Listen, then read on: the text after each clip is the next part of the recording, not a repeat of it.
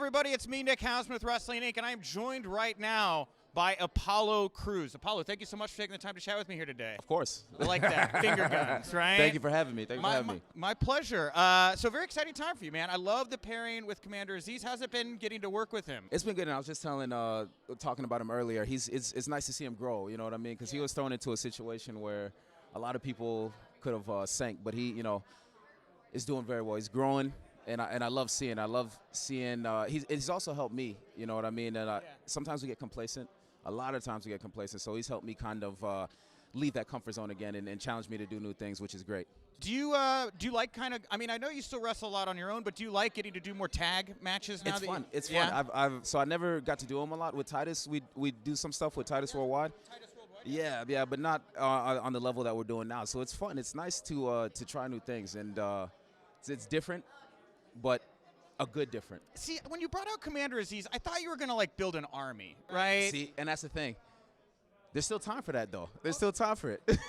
Who's to say it can't happen? You know what I'm saying? Is there anybody on your radar if you could add somebody to you and Commander Azeez? If I can add someone, I'm going to the women's side, and I have to go with Bianca. Either Bianca or Sasha. Imagine one of those two. You know what I mean? Imagine that. And then, who else could we go?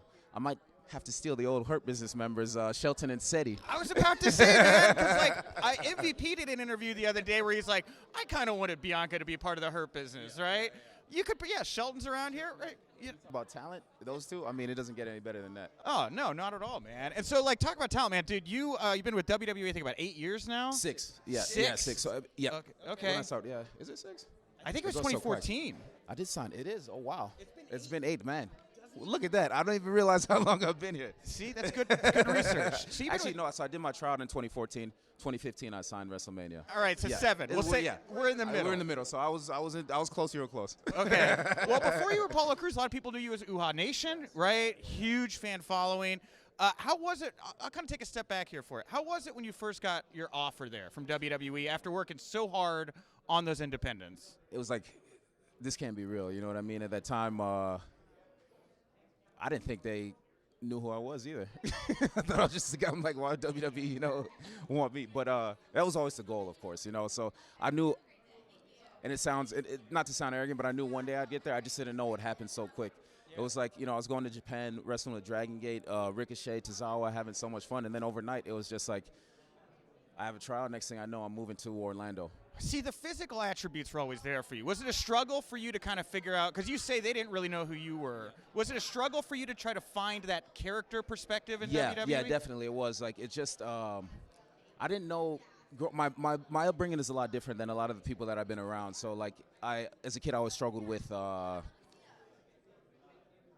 I was. I moved around a lot, you know what I mean? Yeah. So it just finding that identity for me and trying to fit in so many different places from moving around so much was always difficult. But it was a struggle to find a character. So now that I've been able to do that, it's cool to be able to. These are the kind of things that I would do with my friends, just hanging out. You know what I mean? The stuff that you see on TV. So now for me to be able to go out there and kind of be who I am is nice. I feel like we all have that kind of darker side inside of us. Not like where we're gonna go out and commit some kind of crazy crime. No, you're not a Dexter, exactly. Right? Yeah, not a Dexter, maybe, but great show, by the way. But you know what I mean. But so it's nice to be able to go out there and just not feel nervous, not feel like any kind of pressure, and just to be you. You don't really get the chance to do that, so it's nice to be able to go out there and be me. Well, you did get the chance to go through NXT before the main roster. How was your time in NXT? What was it like to work with Triple H and those guys down there as you were getting acclimated to the WWE atmosphere? Man, it was awesome. Triple H, again, one of the, when it comes to, anything with wrestling, his ideas, his mind, the way it worked, it's just a different level. You know what I mean? So for me to be able to work hands-on with him was fantastic. He was always very open. He was easy to talk to. You could always come to him for anything. So that was great to be able to. I feel like my time did get cut short in NXT. Yeah. I think I was on TV for 8 months maybe. You didn't have the long. You had an EC3 type. It was really. It was like, hey, here you go, and then Yeah. And of course, when you get that, when they're telling, hey, you're gonna come out to Monday Night Raw, it's the last thing you're thinking of is, no, I want to stay here longer. You know what I mean? Yeah, for sure. I think there's more perks when you move to the main roster. There is. A little money or something like that. And I was like, and it's always, as a kid, and growing up, we didn't have anything like NXT or anything that we could watch as a kid, but things changed so much in wrestling. So being part of something at that time that was growing, and you know, the family, the environment was fantastic. To be a part of that, something that was just on the come up, was so cool. So so like you said, you were in Dragon Gate, you went to Japan, right? You worked in the States, you did the Indies, you created your credibility. It looks like WWE's strategy towards picking developmental talent has changed away kind of from the path that you took. How do you feel about that? I think it's part of the business, you know what I mean? I think wrestling, it evolves, you know, and it is what it is. You know, I don't think there's anything that's directed at indie guys, you know what I mean? This is one of those things you got to roll with it, you know? Yeah, for sure, for sure. Are there any of the NXT 2.0 talent right now that have your eye? Is there anybody you're like, ooh, I can't wait till they come to the main roster so I can go in there and mix it up with this person? There's a lot of talent down there. There is, and I didn't mean to put you on the spot, right? Like, I know these are the kinds of questions some people hate. This is a guy who's actually another indie guy, but Pete Dunne is one guy that I've always, man, he's so talented. Tommaso Ciampa's another one who you know, just lost the title, but and these are guys I'm more familiar with, and I don't think I've had the chance to work with Pete Dunne, but it was like in a multi-man match or something, never anything that was one-on-one, but he's the guy that I love to. Walter, another guy. He's you mean Gunther? Gunther. Sorry about that. Gunther. Yeah, his name is Gunther. I got that one wrong. So, yeah.